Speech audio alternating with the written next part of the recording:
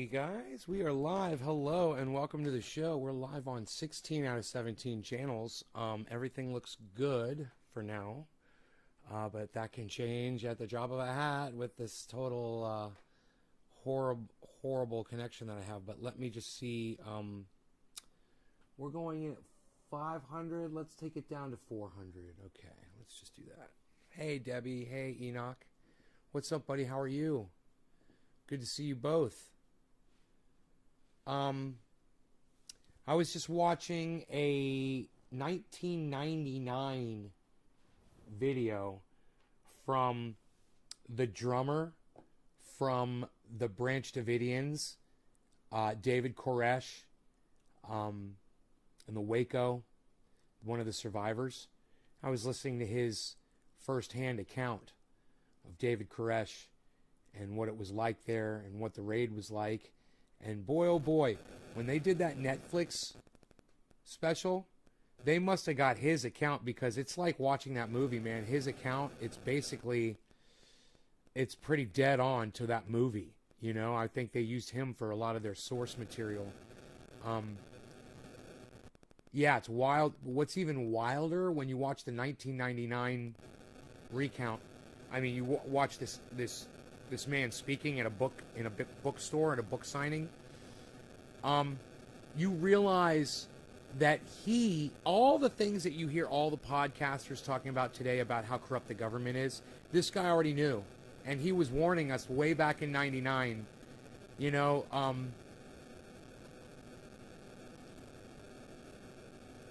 what is that, 40 years ago? No, 20 years ago? What year is this? 2021? 21 years ago, something like that? 22 years ago? He was warning us. And he said, the government is so corrupt and there's no recourse. People don't care, because most people just stick to the narrative of what the government's telling them. And nobody cared about us, and nobody wanted to come forward, and everybody wanted to bash us and say that we were crazy Christians and that we were crazy cultists and all that. He says we weren't. He says we were just doing Bible studies, man. This guy, David Koresh, had a different spin, what he thought his take on the Bible was, and everybody believed him that heard him speak. And he just had command over the Bible that no one else had. So he had a lot of people. Man, when you listen to this guy's story, you're just like, man, that is so fucked up. What the FBI did to them, what the ATF did to them. My phone? Yeah, it's right here. Thanks. Thank you. Thank you, thank you, thank you. Turn it off. Forgot to turn my phone off. Hey, realist. Some fucking engineer thinks my phone should vibrate when I turn it off. Was a sick cultist manipulator? Right, that's what you were taught. Enoch, that's what you were taught. He wasn't as bad as you think. You got to go listen to this guy speak. David Koresh was not the monster that he was painted to be.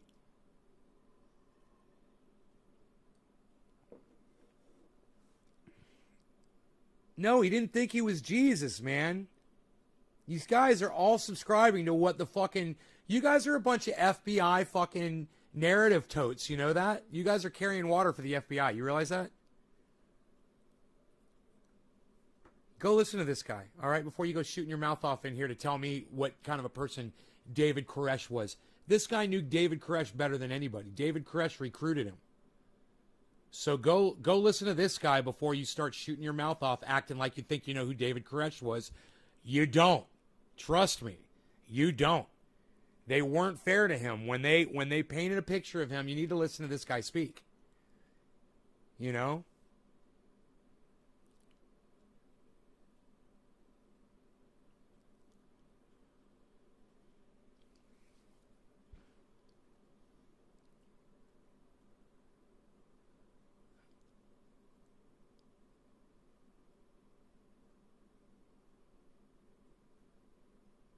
My cat wants to come in the house now. You want to come in the house now? You sure? Now that I started the show? All right, hold on.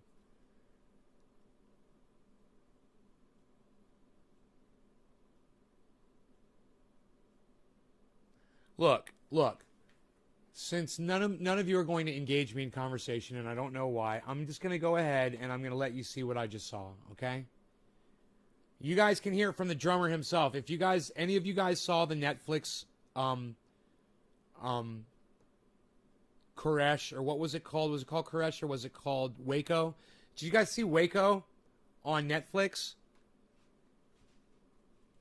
Hold on. I'm going to get you in a second. I want to get this video started.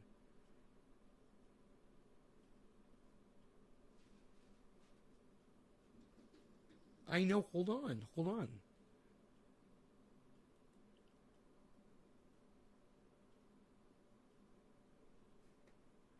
right. You guys are not paying attention to me. So I'm going to take it back this is about 38 minutes into the video. Sounds pretty desolate. Can't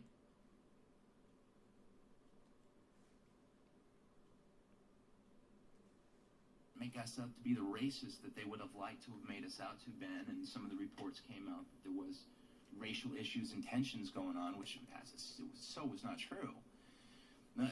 I'll give you an example, and this is one of the things that occurred, and this is why David was so misunderstood, and people like Mark Bro really fought against him. There's a lot of reasons, but he had a study one day, and he says, Chris, you say you read about all of it? Yeah. Who is the author, Chris? Did you read his book? I hate black people. What really happened? And I was raised pretty liberally. I was pretty shocked. And everyone was quiet. He goes, I hate yellow people. And I hate white people. He goes, we here are people of light. And we're people that want to understand the truth. And that's what I relate to. I want people of light. Wow, who does that sound like? We just want the truth. Who does that sound like to y'all? We're just about the truth, aren't we? That's all I ever talk about in here, facts and the truth. Now, granted, he believed in a man in the sky, and so did all of them. But, I'm always willing to forgive people for that indiscretion because they've been indoctrinated. And, you can't blame people for indoctrination. It's right. Sounds like me, right? Hey, man, just want the truth, right? Unfortunately, they were basing their truth on a book of lies. That was their problem. But, hey, feel pity for them. They were lied to since they were babies. All of them. Their mommies and their daddies told them that Jesus Christ died on the cross for their sins and Santa Claus came down the chimney and left them their presents. They were all indoctrinated, man. And, it's hard to walk away from that. It's hard to walk away from Christianity or any religion, Around me. No colors. Nothing to limit you. And he would always do stuff like that to provoke you and make you think. And then there was always... Wow, David Koresh was always provoking and making people think. Who does that sound like? Huh, kind of sounds like me, doesn't it? And I do it just because I love you guys. I can be mean and rude and I can yell and scream, but it's for an ultimate goal is to improve your lives. It's not for me. It's not for me. If I'd stop yelling and screaming, I'd be more popular on the internet. There'd be more people watching the show right now. A wisdom behind it. And that's one of the things that impressed upon me. Well, I'm going to wrap it up to April 19th so we can start taking questions. Several things did occur. And just wait till his wife comes on later. Morgan Fairchild, who he has sex with frequently. We'll see if any of you guys get that joke. People know I was Cheers. reading a lot of material today. And one of the things that I read was by a gentleman who has a very interesting website. And he did some articles. And you have to understand that when you're in a building and they're starting to play interviews from people that hate you and want nothing to do with you and think you're strange and think you're wacko and think that basically you're unworthy of life, you start to realize that there's no allies out there. It's us against the world. There's no allies out there. Understand. Nobody cares. They don't care about him. They don't care about David Koresh. They don't care about the Branch Davidians. They don't care about Jimmy Dore when Jimmy Dore goes out and says, hey, man, I did not commit, sexual assault against, Anna Kasparian. They don't care about anybody. The sheep are going to sheep. And when you've got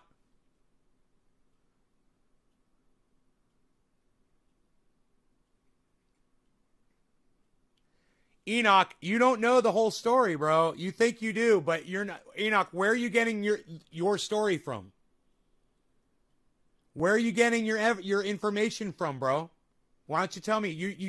You act like you're saying he was keeping them hostage, and that's just patently not true. You know, so you're lying there. Number one, you just fucking lied to me. Okay. And didn't want to let them go. That's not true either. He said, anybody wants to leave, you can leave anytime you want. And that's what David Koresh always told everybody. I don't know where you get this information from. They died because of him. No, they didn't. They were all able to make their own decisions for themselves. And you can't deny that their lives were in his hands. That was their choice, man. People, if you're going to trust me with your life, bro, and you're going to put my triage oil on your skin and it goes rancid and it infects you and poisons you, doesn't look like I was that great, does it? You know, some people make mistakes, bro. Some people make bad decisions. Some people do stupid shit. Some people start cults. You know, some people preach the fucking gospel. Some people tell people not to wear masks and that COVID isn't anything to worry about, and then they drop dead 3 weeks later from fucking COVID. You know, Christianity has, and religion has all kinds of fucking crazy, bro. That's for goddamn sure. But the one thing I'm saying is almost everything you just said, Enoch, is just a lie. You have no idea what you're talking about. And go ahead and why don't you give me your source, Enoch, since you think you know all about this. Why don't you tell me where you're getting your information from? I'm literally hearing it from a guy that was in Waco when the goddamn FBI attacked them. He was in the fucking building. So I'll take his word over yours, Enoch. I think he knows David Koresh better than you do. The fucking news? Right. You heard it on the fucking news. This is what he's saying, bro. It's like I'm talking to a fucking brick wall, bro. You're not even listening to me. My whole point is the FBI and the narrative, they fucking lied. He's going to explain it, man. Shut your fat fucking mouth for a second and listen, Enoch. All right, listen. Not us against the FBI. It's against the world hates us now. I mean, does he seem mad that David Koresh was holding him hostage while the FBI was burning the building down? Does this guy seem mad? He's literally on here defending David Koresh in 1999. Everything gotten to talk to us, and yet they just soon have us wiped out. I mean, we were hearing this on the speaker system. You know, you don't understand. This is 40 minutes in. He just spent the last 35 minutes talking about David Koresh and what it was like living in there, what the people were like, and all that. And let me just tell you, it was really peaceful and it was really nice. They had a good thing going there. And you know, we've got places like that around here where I live too. People studying religion, their own sects, and you know, they're cults. Absolutely, they all live there on the property. They don't have any money or anything like that. But you know what? They're all fucking happy. And it's just like I said, it doesn't matter if somebody's sitting on a podcast banging garbage can lids together, as long as there's a million people sitting there not out on the street burning to death in this fucking heat, you know, dying from heat stroke. Those people that are banging the garbage can lids together are fucking heroes. You know, it's the exact same thing. If people want to listen to what David Koresh was preaching, then I support him, man, even if it's lies, even if he doesn't believe it himself. It doesn't fucking matter. People are there and saving their lives until the FBI came in there and murdered them all. It wasn't David Koresh that murdered those people. It was your lovely federal government, Enoch. That's who murdered those people. Don't fucking blame it on the man that was taking care of all the... He was feeding them. He was housing them. He was educating them. He was entertaining them. He was enlightening them. As far as they were all concerned, they were content. They'd still be there today if it weren't for your stupid fucking federal government, Enoch, that you're sitting here literally defending while you're talking to me, bro. You're defending the goddamn federal government. Really. You have no idea what you're talking about, bro. And you start to say... That's why I'm playing you this video. People want to say that Koresh was guilty of self-fulfilling his prophecy. I think that during the course of that 51 days... A siege. The number of lies that came out... On their home. That the FBI, if there was a guidebook they could follow of what not to do in the situation, That's the guidebook they chose to listen to. They didn't listen to their psychologists. Picked up a Z, a black diamond. I have Nay on the 55. I'm loving life. Definitely making me feel a lot better. All right, Tabitha. Don't increase the tension, but alleviate the tension. You know, they didn't listen to the human side of it. There's a picture in Waco, the rules of engagement. And listen, Enoch, they didn't listen to the human side of it, just like you're guilty of, bro. He's literally calling Enoch out right now as we speak. Listen, Enoch, listen what he's saying. He's talking to you. There's this infrared video. But even before that, they have scenes where they're talking to the negotiators. And we sent them out a tape. I mean, everyone during the siege told their story on a videotape, and we sent it out so people would relate and say, you know, these are people here that are religious people. They're studying this book, and they have a right to do that. And they all were there under their own volition. They made a videotape of all of them talking about how wonderful it was in there and to leave them the fuck alone. That they were fucking fine. You know, no, they may be guilty of crimes, but they're just so demonized that Listen. we sent them this tape of all the people, and I did a little interview, the FBI chose to suppress that from the public, and it came out in the congressional hearings. The congressional hearings, they asked about this tape, and the FBI literally said, we felt that if we were to release this tape to the public, it would create much support and sympathy for the Branch Davidians. Oh, what? You mean it might humanize us? You know, it might take away from your demonization? You know, I mean, I give talks and people say, Mr. Thibodeau, you've done a great job at hiding your horns and your cloven hooves. You know, I mean, from the perception I got from the press, it's what I expected when you came here. I said, before I move on, there's a quote that I thought was very profound, and it's exactly what has happened. It follows precisely what took place. Senator Henry Clay said this in the 1800s. He said, the devices of power and its minions are the same in all countries and in all ages. It marks its victim and denounces it, exciting the public hatred so it can conceal its own abuses and encroachments. Right, Enoch? And you are part of that public hatred, man. You're one of the fucking sheep that believed the narrative. Bro, you're sitting here, Enoch, you're literally sitting here talking like you're speaking about facts. Because you heard it on the news. Because the news reported what the FBI told them. You think the news was there covering it live? They weren't, bro.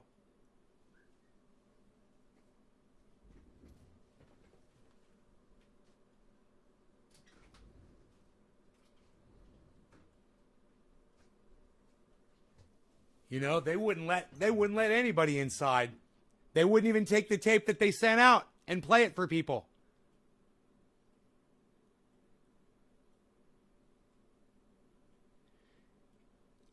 Yo, Anthony Suarez, what do you mean talk about Cuba, bro? Are you paying attention to what we're talking about, bro? We're talking about fucking Waco, Texas. Do you hear me having a conversation with fucking 16 other people, bro? When you come in here and say, talk about Cuba, bro? What do you mean talk about Cuba? What do you want me to say about Cuba while we're talking about the Branch Davidians in Texas, Anthony? Are you deaf, or are you narcissistic? Or are you just a fucking douchebag? I'm kind of curious. Which is it, Anthony? Let me know. I'm betting on fucking douchebag.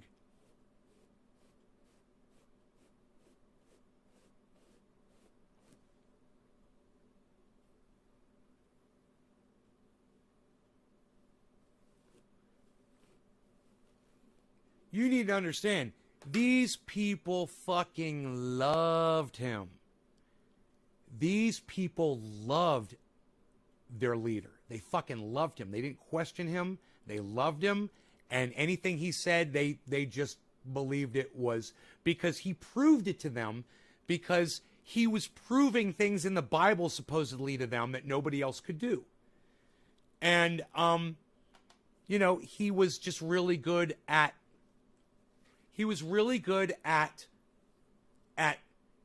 controlling the narrative and making it seem.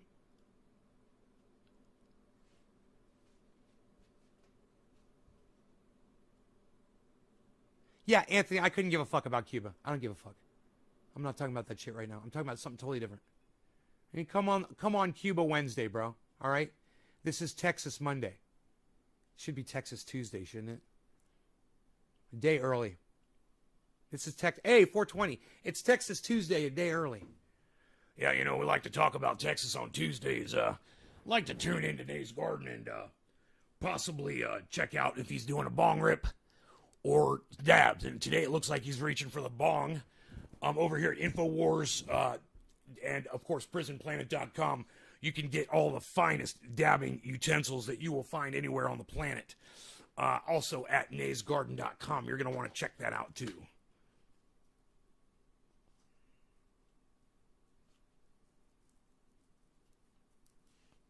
You know, first thing I always do when I go into anybody's podcast, ever, the first thing I do is I say hello in the chat. I just say hi so people know I'm there. And I listen to what the podcaster is saying. And then I reflect on it for a little bit. I listen. I see where the conversation is going. And I usually enjoy it. And 9 times out of 10, I don't even say anything. I just listen and enjoy it. But, you know, every once in a while, I'll make a comment about what the podcaster is discussing. Look, Anthony Suarez, I'm going to go ahead and block you from my live stream. Nobody fucking cares about Cuba, you douchebag. Fuck off. My God, what a random, crazy-ass thing to happen in my live stream. Holy shit. What a narcissistic cunt.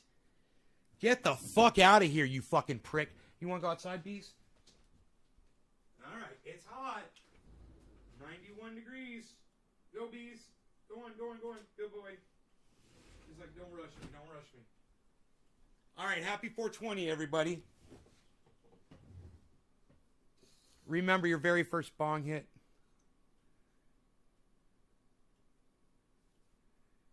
Yeah, Realist Ones, I'm going to block you too. Shut the fuck up. What are you, fucking 8 years old? You're blocked on YouTube. Fuck off. Fuck off. What are you trying to are you trying to lick my ass, dude? You trying to brown nose me? Fuck off, dude. Once again, guys, we're talking about Waco, Texas. We're talking about the Branch Davidians and David Koresh and his cult of Christians. If you guys have a problem with that subject matter, go fuck off. I don't want to hear from you. I don't care if you saw some old video from me fucking 8 years ago. Yeah, you don't need to be on my live stream acting like a 4-year-old that's trying to suck my dick. Fuck off. Cheers to the rest of the adults in the room. Jesus fucking Christ, talk about a little fan bitch, huh? Oh my God.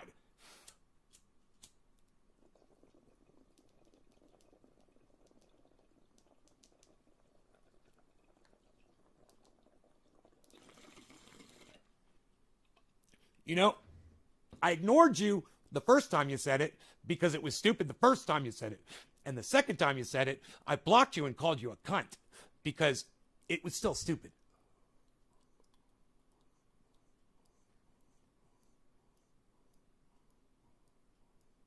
Remember that one time at band camp that you were sucking your own dick?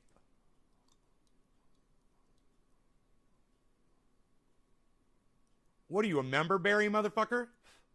More like a dingleberry. Cheers, Enoch.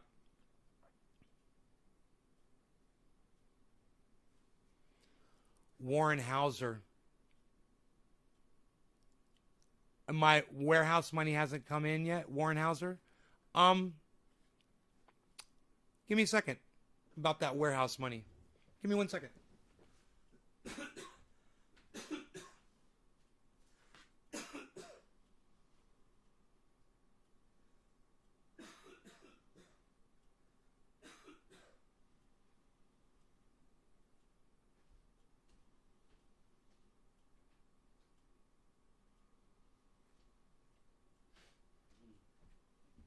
I want to check on that warehouse money, as a matter of fact. Cryptos are doing actually really good. My cryptos are.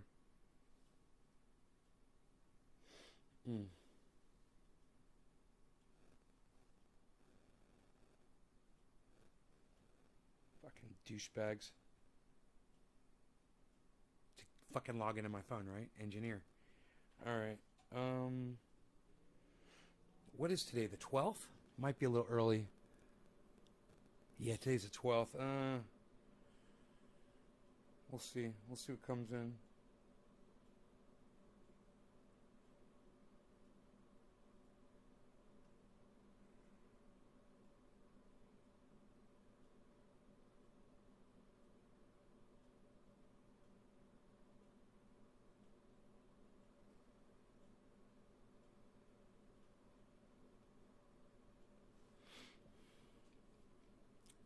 Yo, what's up, Nay? How you doing? I'm doing good, Dom. How are you?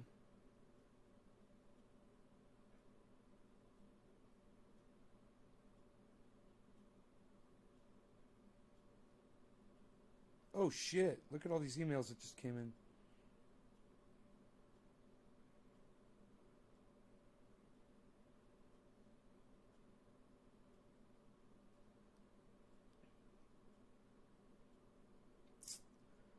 No, I don't have a notice. I'll check my bank account here. I don't think anything's come in yet. I might have to wait another day or two. But whoever was asking how I did on my warehouse, last month I did, I think $32,000 for the month, since you're wondering. Did you make that all year last year, buddy? Let me know. Asking for a friend.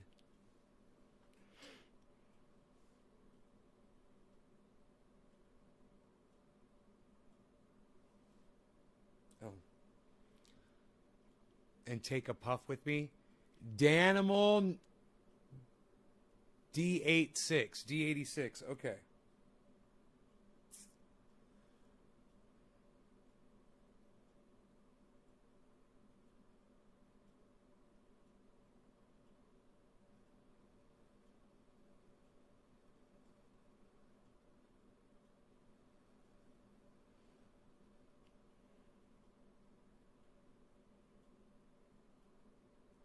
I'll let you know. I'll let you know when it comes in. How's that?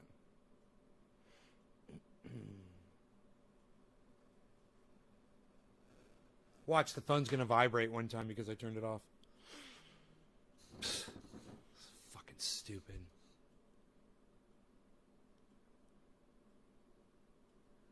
For an illegal grow in a warehouse? Hey, Warren, why don't you check out the warehouse yourself, buddy? You go tell me if it's an illegal grow in a warehouse. It's a legitimate business, and anybody can look it up and look into it, bro. I make more money than your whole fucking bloodline put together. Your pathetic little bloodline. Your whole fucking, all your ancestors, dude. I make more money than your whole fucking family.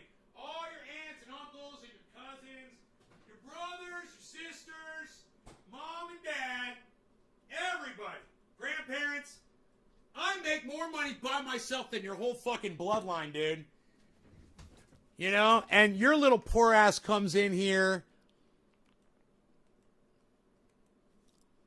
And your little poor ass comes in here with your little dick. And you think you're going to fucking be able to top me and ask me how I'm doing financially, motherfucker? I don't know. Last time I checked, bro, I was a millionaire. I'm just saying. How's that feel? I'm a millionaire. What are you? Right. You're nothing. Fuck off.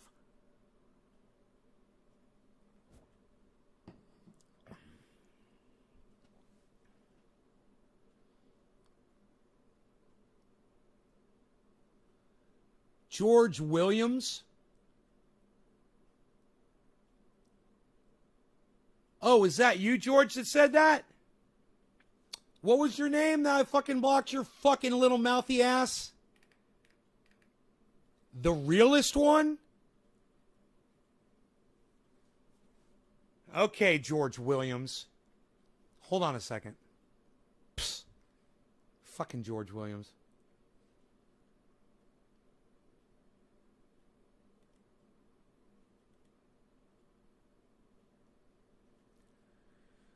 George Williams, the realest one.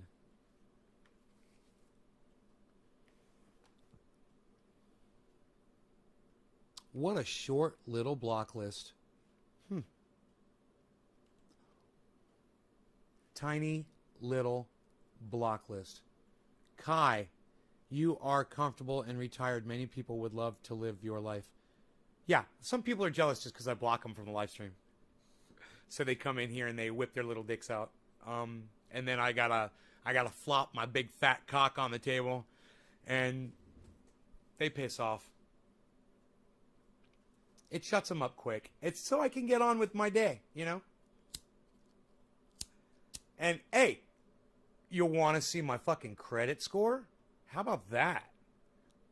I bet you my credit score is better than your entire family's averaged out. I bet you my credit score beats your whole fucking bloodline, motherfucker. How much you want to bet? I'll bet you $10,000. Oh, that's right. You don't have $10,000, do you, you poor little bitch?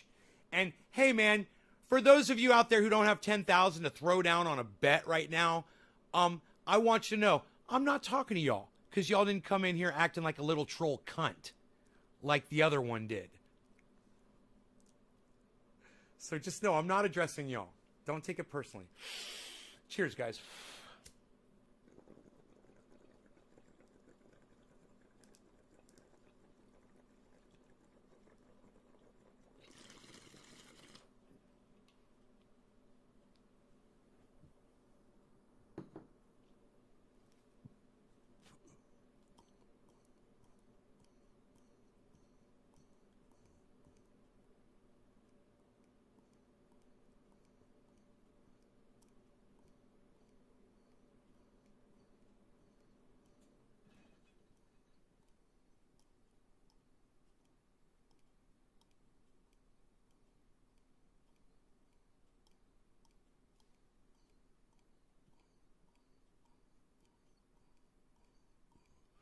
George, it seemed like you were trying to be a little fucking fanboy.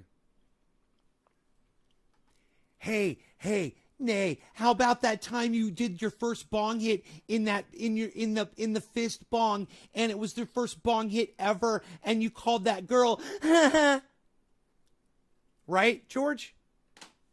Don't be that guy. Ever the fuck again, bro. I won't hesitate to block you again. You're unblocked, realist one. You were wondering when you're gonna get you want to see my O face? My O face, my O face, I love that. You don't recognize your favorite flat earther? Hey, what's up, Daniel? I love you, brother. What's up, homie? Hey, Daniel, why does the sunlight hit the tops of the trees in the morning first? Why is that?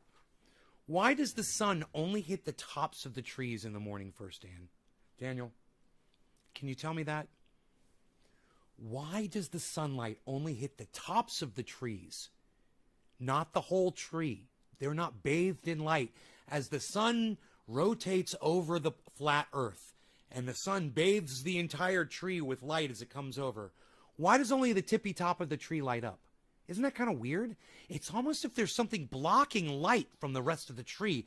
I don't know. It's almost as if it's like the horizon blocking the sun from the rest of the tree and not the tip of the tree. Isn't that weird, Daniel? Oh, Daniel, can someone please explain that to me? Why does sunlight only hit the tops of the trees in the morning, Daniel? Tell me this, Dan. Daniel tunes in at just the right time. Daniel, can you explain to me this picture? Explain to me that picture, Daniel. Why is only the top of that tree lit up, Daniel? If the sun is coming from the sky in a circle and it's rotating around and if the top of the tree is lit up, why isn't the rest of the tree lit up, Daniel? Why isn't the rest of that tree lit up, Daniel? Why is only the top of that tree lit up, Daniel? Why isn't the bottom of the tree lit up, Daniel? Why aren't there any other trees that are taller, that are just as tall as that lit up, that are shorter than that one lit up, Daniel? Explain that, Daniel. Daniel, why, if that sun is as close as you say, okay, Why is only the top of that tree lit up? And look. Why is the top of that tree that's higher up on the mountain, only that tree is lit up and the one in front of it isn't lit up? Why, Daniel? Come on, Daniel. Daniel, why is that tree that's higher up on the mountain up by my neighbor's house, why is that tree lit up in sunlight while the trees down lower on my property are in shade, Daniel? Why isn't that? Why is that? It's almost as if there's something flat, right, that the sun's coming up over like the fucking earth, like it's fucking the goddamn horizon line as it rises over that. Oh, it's clouds? What about on the days when there's no clouds in the sky, Daniel? What about when there's no clouds in the sky, Daniel? You don't even make sense, brother. I love this guy to death. I love him so much. I would fucking kill any of you if you ever did anything to my friend. I love this guy. But answer my fucking question, Daniel!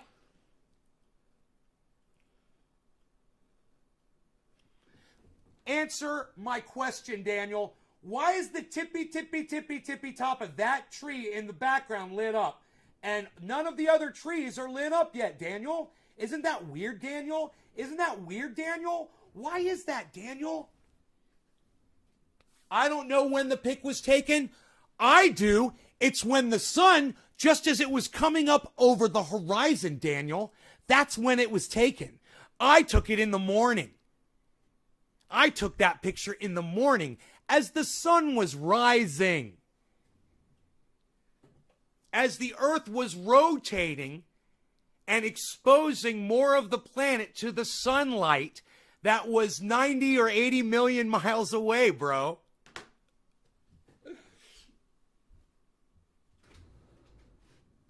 Your answer to my question does not satisfy me. It does not make sense. Your answer does not make sense, Daniel.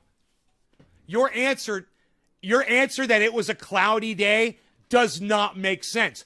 You're saying that the clouds are lower than the sun, bro? Right? You're saying the clouds are lower than the sun and the sun is hitting those clouds, right? Then where are they? Why can't we see them in the sky? Where are the magic clouds? How does that even work? How does a cloud do that? Wow, look at the sky on that day, Daniel. Tell me where the clouds are. Show me the clouds. Show me clouds, Daniel. Clouds? Show me clouds. Show me clouds, Daniel. Where's the clouds? I'm looking. I want to see clouds in the sky. I still don't see any clouds. Clouds? Do you see any clouds, Daniel? All I see is sunlight coming over the horizon line, hitting a tree, lighting the tree up that's higher up in the air than the other trees, because that tree's altitude is higher because it's higher up on the mountain. Where's the clouds? Where's the clouds, bro? Where's the clouds? Multiple photographs, bro. At different angles, all at the same time. I don't see a single cloud in the sky, bro. And I'm looking really hard.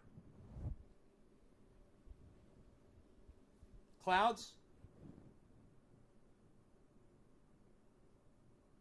No clouds. This is not demonstrating the blue sky very well. Here. There you go. No clouds. Zero clouds, bro. None. On these hot ass days, there's no clouds.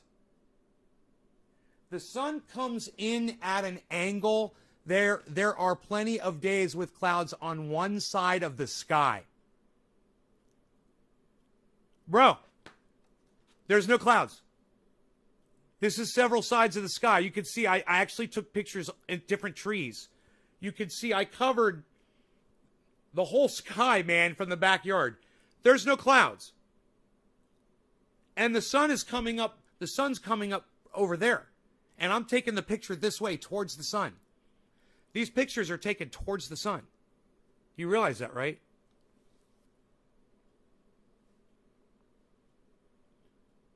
Hey, Daniel, the Earth's a big ball, and you're on it, bro. Spinning around every day. Spinning another fucking revolution, brother. You're on it. You can't deny it. You're on it. And it's a globe, and it's spinning. The satellites that my phone is literally bouncing off of right now prove it, bro. The satellites that I go outside and watch, you think that technology is suppressed by millions of people in the industry? You're psychotic. You're psychotic. Research, my friend.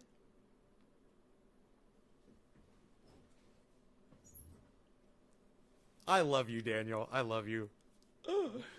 There's no clouds in the sky, brother. And there's we're on a big globe, and you know that when you say it's flat, you lose your friends, bro, because they think you're fucking crazy. Listen, Daniel, I love you, brother. I love you like a brother. And I'm going to tell you something right now. You're disillusioned like a fucking cult member, bro, like this guy was. You're disillusioned. You've been lied to. Okay? You're listening to Eric DeVay, who gets fucking destroyed by Psyman Dan. And Professor Dave explains like nothing. Bro, don't send me any links, Daniel. Daniel, do not send. I know that the Earth's a globe, bro. I know the Earth's a globe. You know, ask Jeff Bezos, Elon Musk, and Richard Branson. All three of them just had to master the science to go up into orbit. You know, part of that science depends on the fact that the Earth is a globe, bro. So that's the science that they relied on. And it wasn't just NASA, bro. It's 3 other companies, brother. And then there's all the other countries that are going to the moon now. Israel and India and Japan and China and Russia. And is that NASA too, bro? Is that NASA too, bro? Oh, that's right. It's not NASA. It's the whole fucking world, man. Everybody's in on it. It's a whole goddamn world now. Oops. Bro, I just prove you 1,000,000 times. I'll turn you on to a Psyman Dan or Professor Dave Explains, and they will fucking destroy you, bro. They will destroy you. And your whole line of thinking is why you're having a hard time having a lot of friends, Daniel. I'm telling you, people think you're fucking crazy because you think the Earth is flat. Drop that shit, man. You're wrong. Okay? Hey, and guess what, Daniel? You've been wrong about shit before, man. My goddamn deck is sagging out there, bro. The deck that you were gonna fix for me? Yeah, well, this is how much science you fucking used on my deck. It's sagging down again, bro. I gotta get it fixed again, man. Right? That's your fucking science, Daniel. Man, Mark came over and looked at what you did. He said, man, who fucking left this beam like that with this bracket on there? I'm like, Flat Earth Daniel did. He's like, say no more.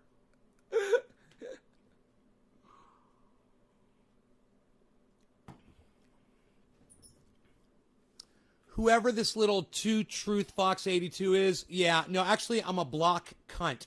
You got me wrong. Bye-bye. Bye-bye. Bye-bye. Blocked for 5 minutes and blocked. Oh, ba-pow.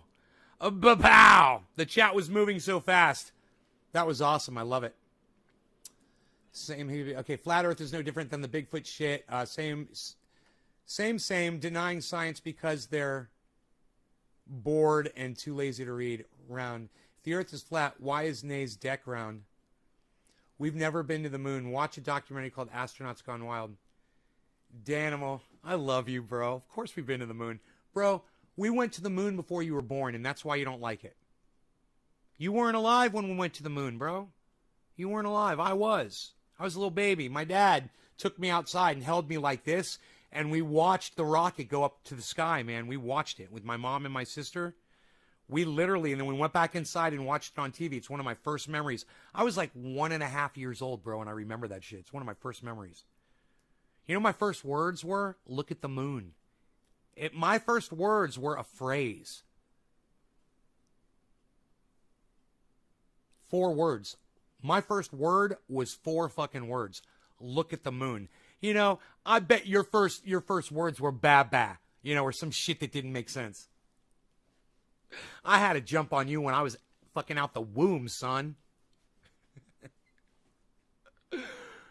That fucking cunt that came in here and called me something about raging or whatever. What's fucking hilarious about that is they don't know how much I love Daniel. I'm just fucking off. He knows it. Daniel's having so much fun right now because he knows me in person.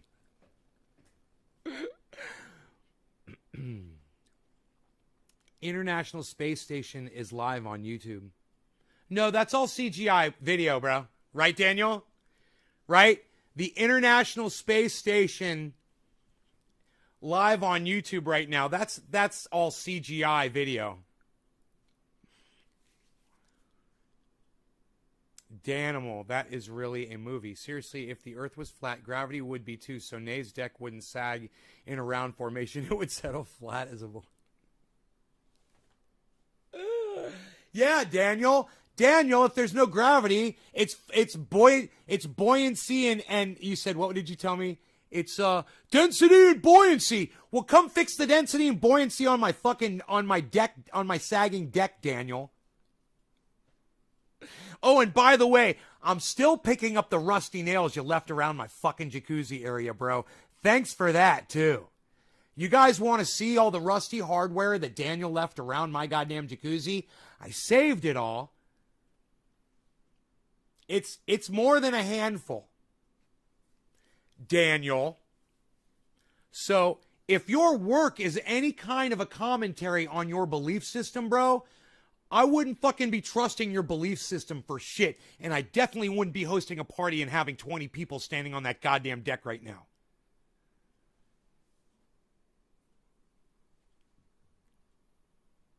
Dude, I'm just shredding Daniel. It's a personal attack. I shouldn't be attacking him personally. But I'm pissed about the deck. I am pissed about that shit. I'm pissed about the fucking rusty hardware. And I'm pissed about the fact that bitch is sagging again. I'm not pissed at you, bro. I want you to know I'm just joking around about being mad at you over it.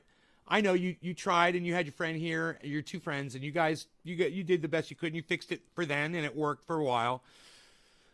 But, you know, over time it's sagging again. I keep my grill right there on the corner, so there's a little weight right there. But at the same time, I am pissed that the deck wasn't constructed properly in the first place, and that's not your fault.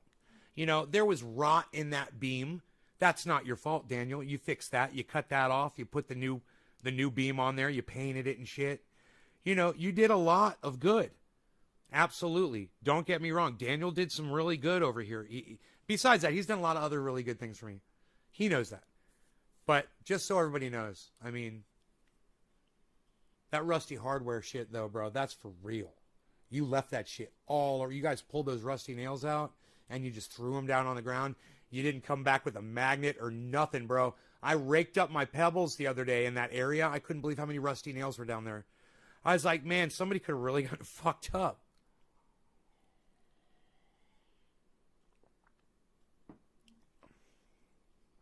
I know, tetanus shots, right? Here, so Enoch, listen to what this guy has to say. No, I read that. I committed it to memory because it absolutely fit with what happened. And can I just say, his wife, Morgan Fairchild, who is very beautiful and loves him very much, and which he has sex with all of the time. Does anybody get that reference? Happened here, and I'm just going to give you one more parable, if you will, before we talk about April 19th. I'm a big fan of George Orwell's Animal Farm. I'm very happy to see that it is now a TNT movie, and I'm really looking very forward to seeing that. But if those of you that are familiar with the story will know that the pigs... Boy, that's pretty interesting equalization. That the pigs were the power structures of the farm, and the horses were the workers, and everyone had their role. And every time one of the farm animals questioned the authority of the pigs, the sheep, who weren't too bright, the sheeple, would break in to their mantra. 4 legs good, 2 legs bad. 4 legs good, 2 legs bad. And the whole farm would break into this mantra. Patrick, I'm putting that on Twitter. Thank you so much, Patrick Baker. I'm putting that on Twitter right now. Thank you so much for that, man. That is so nice of you to say that. Thank you. And they would forget the question. They would forget to question the pigs and question authority, because the whole world's saying 4 legs good, 2 legs bad. And the FBI, over the course of 51 days, every single day consistently, federal agents good, Branch Davidians bad. Federal agents good, Branch Davidians bad. And the entire nation joined in. You know, and it's a shame, because I feel that we have the greatest country on the face of the earth. I feel that Americans are incredibly industrial. I mean, we've done so much to advance technology and to advance this world that we're not smart enough to say, I mean, there should have been someone that said stop. That was Janet Reno's job. She said stop. You know, these people may be strange, you know, but there's 2 factions here. Listen, Enoch, to what he's saying. These people may be strange. And there's kids involved. Which brings me back to my original point. In Waco, the Rules of Engagement, when they go in and they show the negotiators, you get a picture of what they called the compound, what I called my home. They get a picture of Mount Carmel. They get a picture of David Koresh, and the whole mental attitude was, that's the criminal. This is the enemy. We need to get him. They should have had pictures of Serenity Jones and Joseph and Isaiah and Startle and Cyrus and the kids that were in that building. That negotiator's house and the tactical commander's houses should have been lined up with the pictures of these kids, and the attitude should have been... They murdered all of those people, and he knew all of them, man. They were his family. Realize that what this guy is saying, okay? No matter what his belief system is, he's a human being, you guys.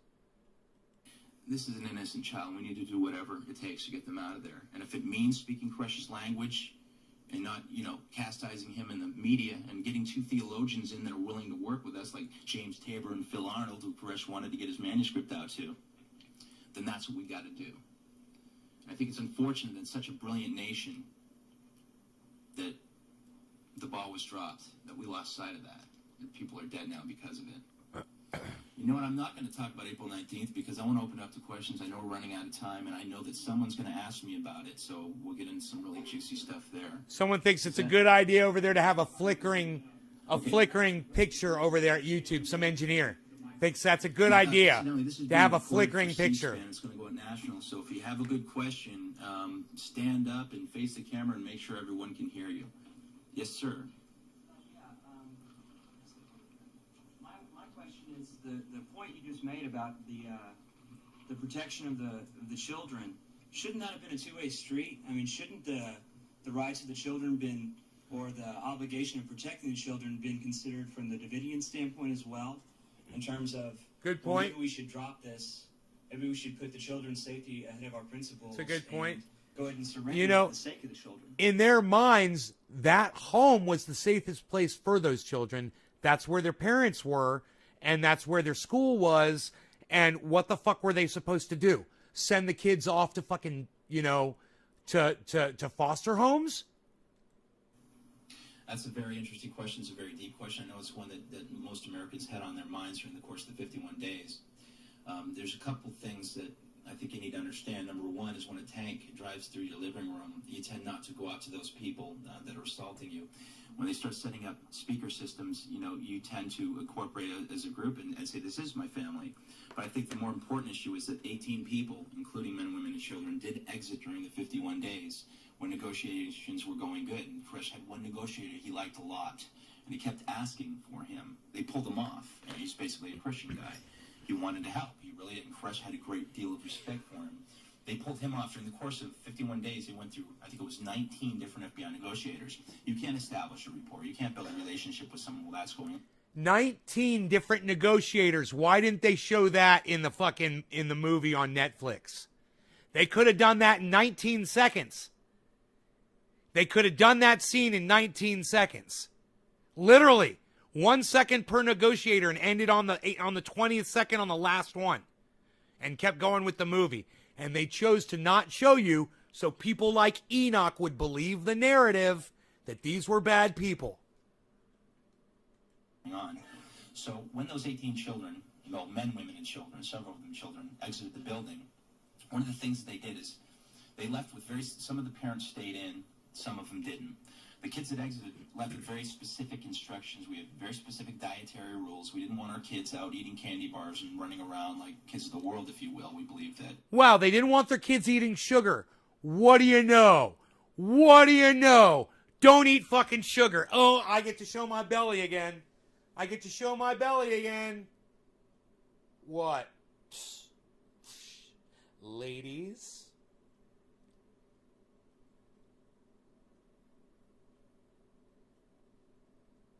There's some muscles going on right there. There's some muscles going on right there. What? They didn't want their kids eating sugar. They must be crazy. You know, according to our scriptures, there's a certain way these kids should be raised, and that's how they were raised. You know, and they were all incredible children. They were probably the healthiest kids in all of Texas, not eating sugar. Nobody shows their bellies anymore, pal. Unreal, says Enoch. Jackie, you like that? You see that? I'm telling you guys, the fat's coming off, the muscles are increasing. You can see this exercise I do, right? You could just start up here too, you know? Here.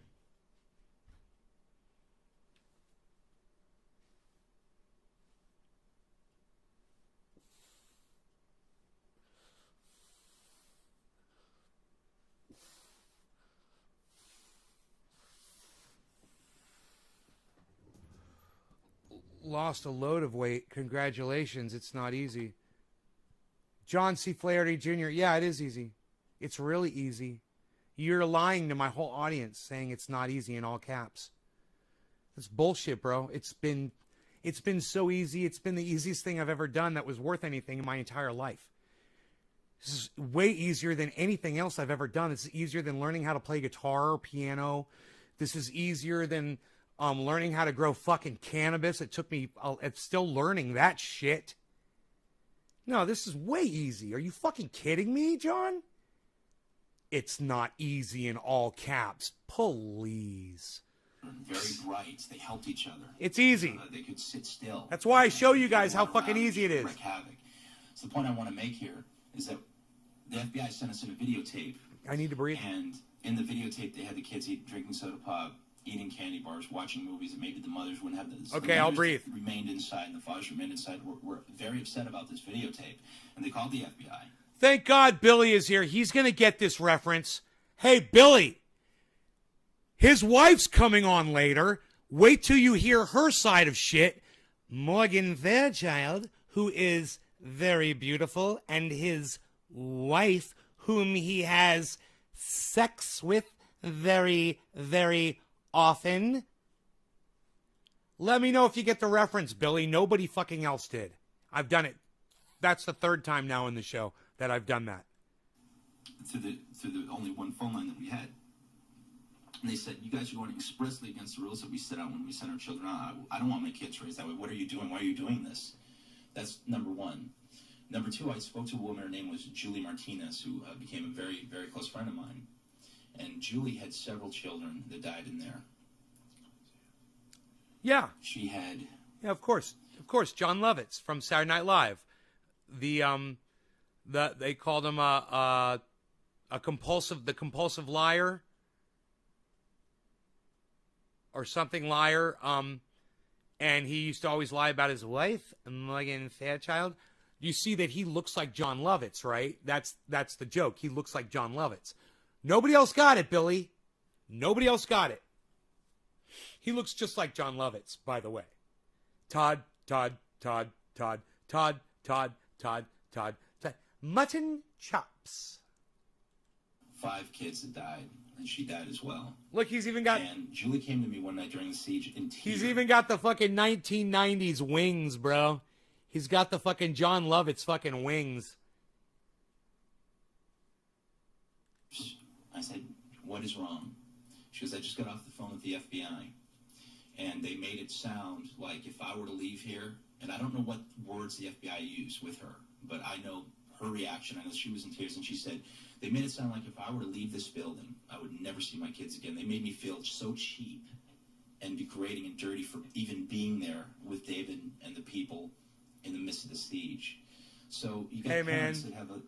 When this was going on, I remember thinking those were really bad people in there.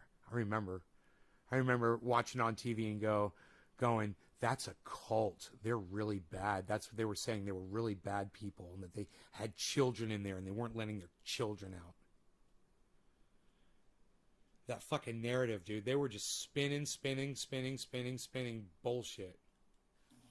That believe they're never going to see their kids again, you know, and maybe it is a selfish thing, but when it comes down to a mother and a child, that's a very strong dynamic, and that's a lot of the reasons why people stayed in. And incidentally, the kids were placed in the only area we had left to go. That was it. Most of the kids were at the back of the building in the concrete structure, and they were placed under wet blankets. Now, I've had federal authorities say, well, they were placed under the wet blankets, you know, to make it look like you guys weren't committing suicide. I think that's the most ridiculous thing I've ever heard in my life. You know, they had no place to go. The back on April 19th was cut off. The media wasn't allowed back there for some mysterious reason. According to the infrared videotape that's on Waco, the Rules of Engagement, and I cite this in my book, several gunshots were going off at the back of the building near the tanks. Now, people want to ignore this. You know, people want to say that I'm crazy and I'm some kind of conspiratorial nut for saying this. Right now, listen to this. You tell me where in the story on Netflix they played this part. Listen to how fucking sick this is. I've seen the video. You can go rent it at Blockbuster. We have 2 explosions at the back of the building 6 minutes before the fire begins. We also have several rounds of fully automatic weapons, according to Allard. Edward Allard, I believe his name is. He was one of the gentlemen that holds patents on the infrared video technology. He says this is absolutely fully automatic weapons fire. Nothing in nature makes this thermal signature. And you can see these little flashes going off. 2 different areas. And the most amazing thing to me is as the fire's building, you see the flashes back up. You see the flashes go from the forefront closer to the building and start backing up as the fire's increasing. I wish I were making it up, but I'm not. It's I have a question. He spoke about it before, and I'm going to tell you guys it's pretty fucking sick. When the fucking, I don't even want to tell you guys this because it's so horrible, but they don't tell you anything about the dogs in the movie. There's no mention of any animals at all, right? Well, they had a pen full of big dogs in the back, you know, a family of dogs and shit. And the DEA, those shots, the very first shots you heard, they went back there and they shot their fucking dogs, man, that were penned up in a chain link area. And they shot and killed the fucking dogs. And Netflix doesn't even show you that shit. You know? And he's like, nobody wants to talk about that. That is, that it seems to me... This only has 1.14 million views, guys. That's fucking pathetic. ...that every action that the FBI took was directed at the children. In other words, when they introduced CS into your Mount Carmel, and this was discussed in the joint congressional hearings, they targeted the children. They targeted the children with the idea that their mothers would try to save them and rush out. They also knew that every adult had a gas mask, but gas masks are not made for children because they don't work. Their lungs are not strong enough. Another area of targeting the children, I think, was the so-called psychological ops program where they showed the What's the bright question? lights and the loud music and the other... What's the question, man? You fucking conspiracy nut. What's the fucking question? unusual sounds. Now, they claimed that David Koresh was brutalizing, in fact, beating, quote, beating the children, is what Janet Reno told us. She was Beating babies was the beating babies. And I think all of us can understand that if someone is susceptible to violence, then under stress, he's likely to engage in more violence. So these psychological operations, again, would target the babies and make them be beaten more by Mr. Koresh. So do you think that the FBI had any concern for the children as they claimed they had? Not according to the actions, and that's such a great point. I'm so glad that you brought that up. During the course of the 51 days, playing this music, I mean, I'm a pretty peaceful person. And there was one time during the siege where it was annoying me to the point. Because when you're tired, you put in earplugs, you can sleep, through just about anything. I mean, it's amazing how the human spirit can adapt. Wow. We're very adaptable. Kids aren't so adaptable. Kids are adaptable, but it will definitely affect children more so than it would adults. One of the things that just is absolutely shocking to me is the fact that they would use these psych ops on the kids. But more importantly is people have to understand about the CS gas that they use, the tear gas that they chose to use. Internationally, and I've done a little research on the subject, internationally we cannot use CS gas in wartime. It is banned. Use it against American citizens. Wow. According to the Dow Chemical Report on CS gas, it says that CS gas is a riot control agent that is only to be used outdoors in an outdoor riot control situation, never to be used indoors, especially, it says, amongst women and children, especially children whose respiratory tracts are not fully developed. It could kill them. Failure Analysis, who is a scientific organization, they did a report on the CS gas in the form, throughout the course of the 6 hours of April 19th, how much gas they put in there. In some areas of the building, they put in CS gas that was 4 times the amount needed to deter a trained soldier, let alone what that will do to a little baby. Boy, I don't want to lose my next point. This CS gas to me, was one of the most barbaric things you could ever experience. I mean, I can't believe that they could use that.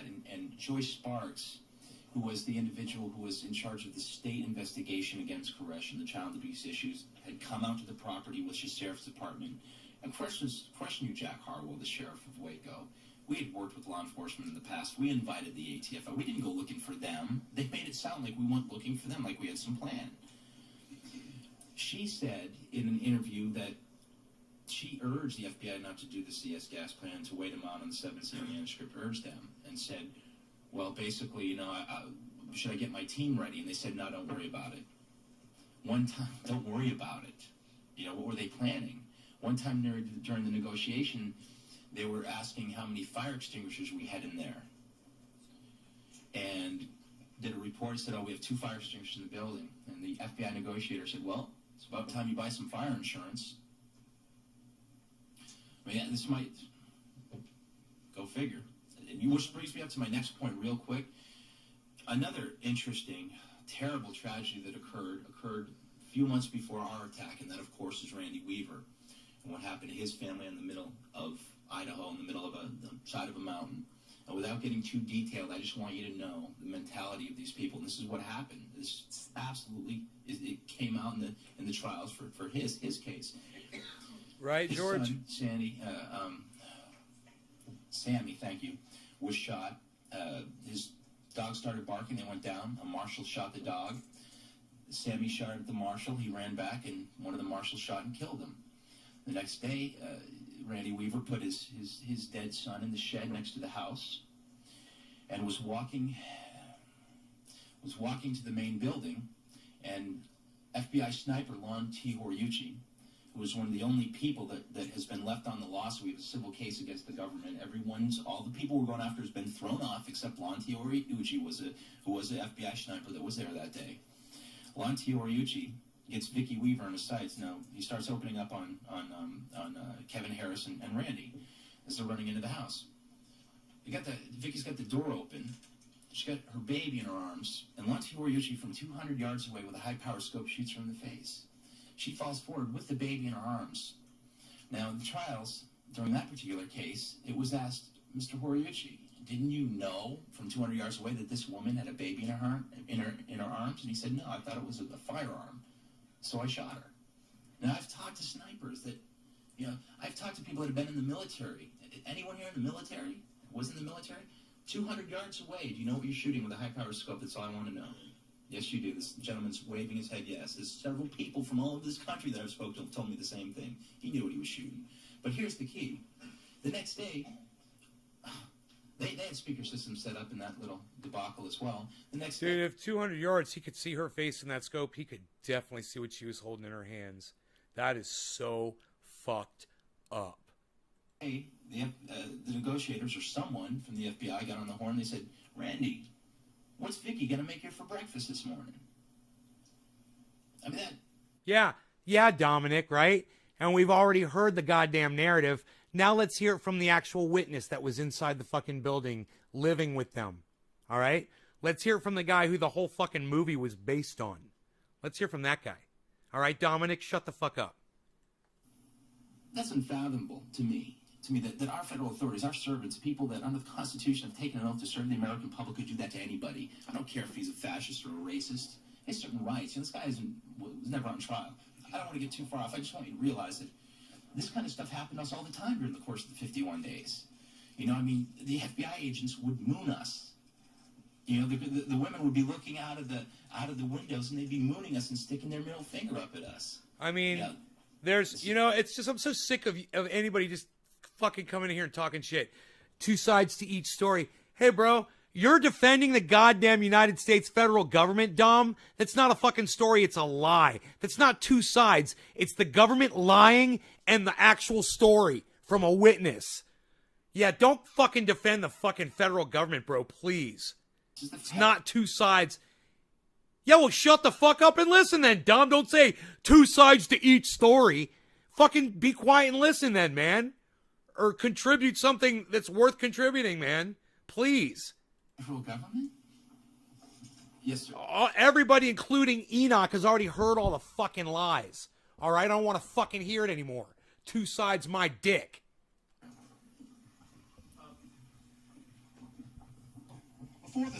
Before all the troubles and the siege began, describe a typical day. What did you do? Were you happy there? What were some of the do's and don'ts, rules and regulations before all the troubles began? Great question. In my book, a place called Waco, I spent a lot of time on these issues because humanly you go through a lot of mixed emotions. Right? So not only was he there, and I guess this was in what year did you say this was? 96 that this occurred, right? Not only did this happen in 96, and he's recounting these events in 99, just a few years after them, but in between then and this time that we're watching this video, he wrote a whole fucking book about it. So he wrote a book, he interviewed people, he researched shit, he went over his thoughts, he made fucking notes, he compared them with other people, I'm sure. This is a very thorough and together individual, obviously. Even though his wife is Morgan Fairchild, and she is his wife. Understand, consider the source. Consider the source, okay? Especially when you hear how he met David Koresh and how he got involved in the whole thing. He's a Christian, man. He was into the Bible. He was a Christian. He was into the Bible, and he was a musician, You go a lot of the things where I questioned a lot of the things that were going on in there. But basically I understood one thing, some of the stuff that occurred there was a part of the plan, and I accepted it. Generally, we would play music or build. We spent most of our days building and beautifying the property. We didn't do that because we were planning on committing a mass suicide. We had put in the tracks, we were building up the house, we had built a pool for ourselves. See, it wasn't a suicide cult, so he's making that clear. We weren't planning on killing ourselves. We were making a nice, beautiful resort kind of area for us and the kids. Place to grow, nice. And most of the times were spent working, and in the evenings we would study. We had 3 square meals. Some of the women would prepare, and we would all come in and eat together. And the studies usually occurred in the evening. That was your basic life. There were periods of time where we would watch movies. Everything was on occasion. There were times when let's do a dab. Ice cream. There was times. Cheers, guys. Quarter of the hour. And everyone in the community had a burger. But basically, people stayed. A burger. They believed David Koresh was inspired. I believe David Koresh was inspired. And basically, we spent our lives learning this truth because, according to the truth, and if you get into this very deeply in the book, according to the truth, this group was going to be targeted. and was going to be attacked. And we had prepared for that. At the same time, Thresh did everything humanly to try to avoid the situation. He also believed there was another plan. Hear that, Enoch? And that plan could go forward with music, and he could reach the world that way. Try to do everything to So it's avoid kind of that confusing, it's situation. holistic. And that was one of the hard things Mutton in writing the book. chops. It took me several years to even He went with conceive mutton writing this chops. book because I thought it was such a complicated subject. Cheers, I thought guys. There's no way I could explain my experience. I still think to this day there's aspects of the truth that I don't even get into. I did not want to get into David's scripture in this book because I don't believe that that's my role or that I'm inspired to do that. So I'm trying to tell the story from my experience without getting to the hardcore belief of why we were there. And that's what's very difficult for me in writing this book. And, I think it's something that can be researched. There are some of the Davidians that have written down their version of the Seven Seals. And anyone that's interested can look that up on websites. I couldn't quote the site right now, but I didn't feel it was my role. But what I did feel was that, we were out there studying, we were out there living, and we bothered no one for 60 years. Were you free to leave, to go to a movie, to go on a date, to go to the mall, drive to Dallas and Houston? If you really wanted to, everyone's always free to leave. That's part of your free moral agency as a person. I mean, generally the group did things together, and the group didn't really depart from that. Considering that we were one body, according to several scriptures, if one person does something that's against the basic rules of the community, it affects the entire community. Oh, that's And so tasty. living under that structure, yes, Tasty it was flavors. a rigorous structure, and yes, it was a very monastic lifestyle, but at the same time, Monastic? it's a lifestyle that everyone chose to live. I don't know what monastic And I could means. have left at any time. But consciously in my head, I did not feel that I would be doing the right thing. I don't think that I could have been left David to do my own. Steve Hollowell says, not really. I don't know what you're saying not really to. You say the same shit the news says. Very often I do. Very often I do report the news from the AP, CNN, Fox, podcasters. I absolutely say the same shit you will hear on the news. The one thing you won't hear is my awesome fucking commentary on their programs. You'll only hear my awesome commentary here, Steve Hollowell. Thanks for giving me the leg up, bro. My own thing in life, and I felt that I could look myself in the mirror. And I've read several books on psychology and social proof and combating mind control, and I saw all kinds of different literature that's out there. I think that for me, I just made the decisions I had to make in life. That I was put here for a reason, to go through this experience for a reason. Do you think you'd still be there if the troubles haven't started? The question was, do I think I still be there if the troubles haven't started? I can't. Man, that's what I said. He might not have been there, but the Branch Davidians would still be there, and it would probably be a beautiful fucking thing by now. Who knows what they would have achieved, Who knows? They were awesome people, man. When you hear this from the beginning, you'll hear about all the people that were in there and how awesome they all were. It's so sad, man. Hey, did you guys know that 1/3 of the residents at Waco were black? Did you guys know that? African Americans, 1/3 of them. I don't know. I think I might, but I also think maybe 20 years down the road, I don't know if I could have curbed my humanity that much. I'm not a saint. I'm a sinner like the rest of us. I think there were people there that were close to saintliness. I can't answer that question. It's something that was an experience that I took day by day. Yes, sir.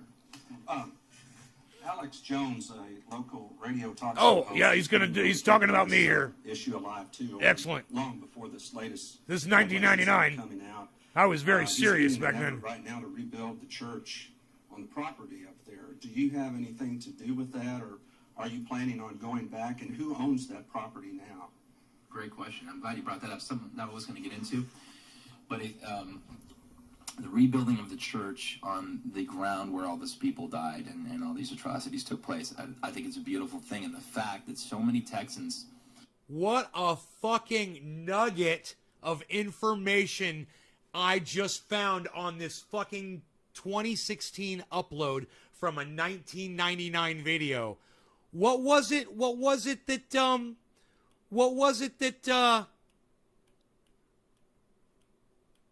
who was that said that? Steve Hollowell? What was it you said? I say the same shit the news says. Yeah, you see this one on the news? Tell me which news program you saw this one on, where he talks about Alex Jones. Tell me which news program you saw this on, you fucking cuck bitch. Due to Alex Jones and due to people that do care. Yeah, they were lied to. you want to look at our products for sure. Not only Infowars.com, donated their PrisonPlanet.com. materials We and- donated a lot. and money We're gonna make put this project church happen, together. but they've donated their time. Yes. They've come out on We're working Sundays, hard.